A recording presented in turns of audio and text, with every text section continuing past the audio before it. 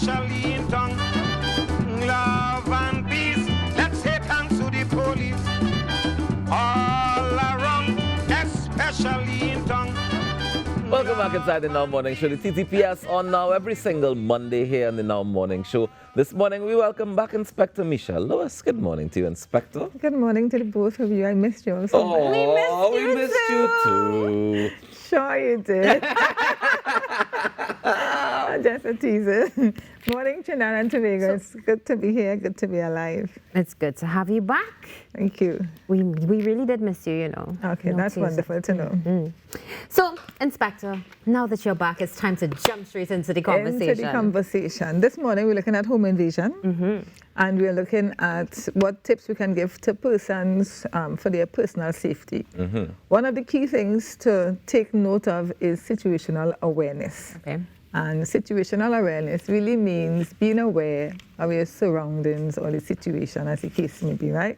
So we have school is out, you'll have children who are home, elderly persons who are home, regardless of school, and of course parents or guardians who may be going to work. Right. When you look at the term home invasion, it could happen whether someone is at home or not. Okay. So we're looking at the aspect first of safety in terms of making your surroundings safer, looking at some of the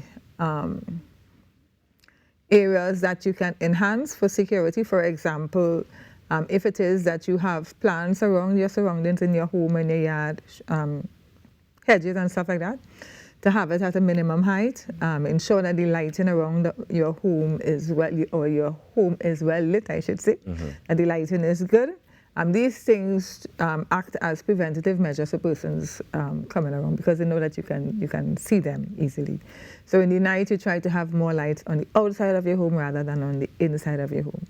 And one of the things that persons do or sometimes be careless about is having certain curtains or drapes in your home at night time that is sheer or very see-through, that you can easily see what is happening in the home, where the person is walking and that kind of thing. We try to advise persons, though you may want the sheer look and the light coming in during the day and that kind of thing, but in the night you can have heavier drapes or curtains that you can draw so you have that level of privacy for the persons in the house. And that person's outside looking in, you don't make yourself an easy target.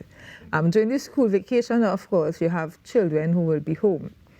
Of course, we say it again, we always say that children cannot be home by themselves. Without adult supervision. Without adult, and when we say adult, we don't mean a very elderly person who him or herself require supervision, but we mean someone who is responsible, mentally responsible, and physically capable of supervising and assisting that child, being someone under the age of 18 years.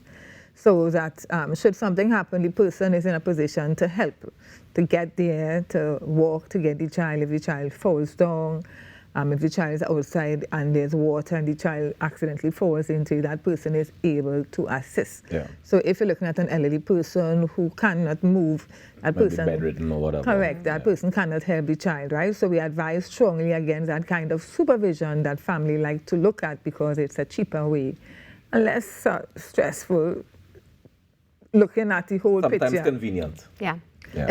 But it's not always, right, the correct thing. All right. In circumstances that can happen. So we look at the situational awareness and what you can do to make your surroundings safer. And one of the things that we also encourage persons to do is to share information that you have to your neighbors and to your friends. So for example, an incident may have occurred with you and it may have been dealt with a particular way. You can share the information with your neighbor and with your friends so that they would know what was good about it, what was bad about it. So for example, you may have had an experience of a home invasion, or someone entered your premises, meaning your yard, and stole something, your walker, a bicycle, as the case may be. And at that time may have been the only time that you would have to engage the police coming into your yard, taking fingerprint impressions and those kind of things. So when if an incident like that happened with you, you can indicate, well, I had CCTV camera at my home, so that was a plus for the police so that they were able to see the footage and be able to identify the person and get the person. If it is you don't have that, then we don't have that to work with.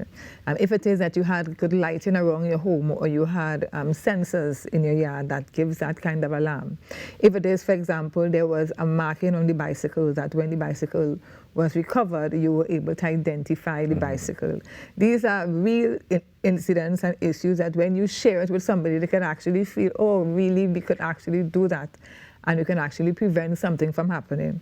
So you left your bicycle outside, you know that, okay, you were wrong to do it because, yes, it's your yard, but you also know that there's a risk factor involved, right? So you know to secure the bike so that, for example, you may not want to put it inside, but you can buy a little chain and you can padlock it to a fence in the yard and that kind of thing for safety, right? So when you look at those things, it makes your home and the items within your yard less of a target for persons who are passing on, just looking to see what is available, whether it's in the daytime or at nighttime, and particularly around the hours of 9, 10 when it's very quiet and expecting persons to be away from in work and that kind of thing. Those are the times during the day that you see incidents of home invasion and petty theft taking place. Wow. You know, so it's a lot to unpack there, Inspector, because I mean, on some level, right, I understand completely what you're saying, but if I have my gate locked, for example, right, I have my gate locked, I have a wall, a perimeter wall around my yard and everything, I still can't leave nothing outside. I had to chain up everything outside in my own yard? Yes, sir. You see, it depends. We have to be real about the circumstances and the districts and the communities in Trinidad and Tobago, right? I mean, I have a fence yard and persons have entered my yard and, you know, interfered with things, called the police came and that kind of thing. So I'm not saying that because you have that, that is going to be a deterrent, right? When they look over the wall and they see a whacker or they see a power washer that they can easily go with it, and they look to there and they see, like, you know, people looking like if they're sleeping inside the house, hear no dogs barking, you know, doesn't have no cameras around, you know, things that will deter them from committing that kind of act. They take their chances. That's the reality in some areas higher than others. You know, Inspector, as you say that taking their chances, I'm hearing you 100%, but I mean, also we've seen evidence for ourselves of people have cameras, people have well-lit areas in their house, their garden, it's daylight, dogs, and it happens. The chance is taken. Right, the chance is taken and the probability now is higher that the person will get arrested and charged. So there's a consequence for the action that they now did. Because of those factors that would now assist the police in the investigation. All right. So, Inspector, what you're saying this morning is that precaution is definitely a must, right? Definitely a must. One of those things that we can have as precautionary measures, the CCTV cameras. Yes. We can definitely secure items that we have in and around the house. Yes. Curtains are very important factor Very important, as well. particularly at night time. Yeah. Being aware of your surroundings. Being aware of your surroundings. So when you come home, don't just be on the phone or down on the phone going towards the door. If you're driving in your park, then you look around before you come out of the car. Correct. If you're traveling and you're walking home, you pay attention to the surroundings on your way home as well. You're walking around in your area, you pay attention to who are in the area, which you don't just drive in, drive out. Take a walk around your community and see what the persons. Those things help, they really do. All right, Inspector. Well, I think there's definitely some food for thought, and you gave us a lot to think about, and we look forward to having you back. Holiday time. Lots of things to worry about and to concern ourselves with and to make sure that we are safe as possible. Are really important to the police service. Thank you so much for joining us this morning, Inspector. You're most welcome. Enjoy the rest of your day. Likewise. And we look forward to seeing you again next week. Yes, please. We take a quick break and we come back with more on the Now Morning Show. Stay tuned. All around, especially in tongue, love and peace. Let's say thanks to the police. All around, especially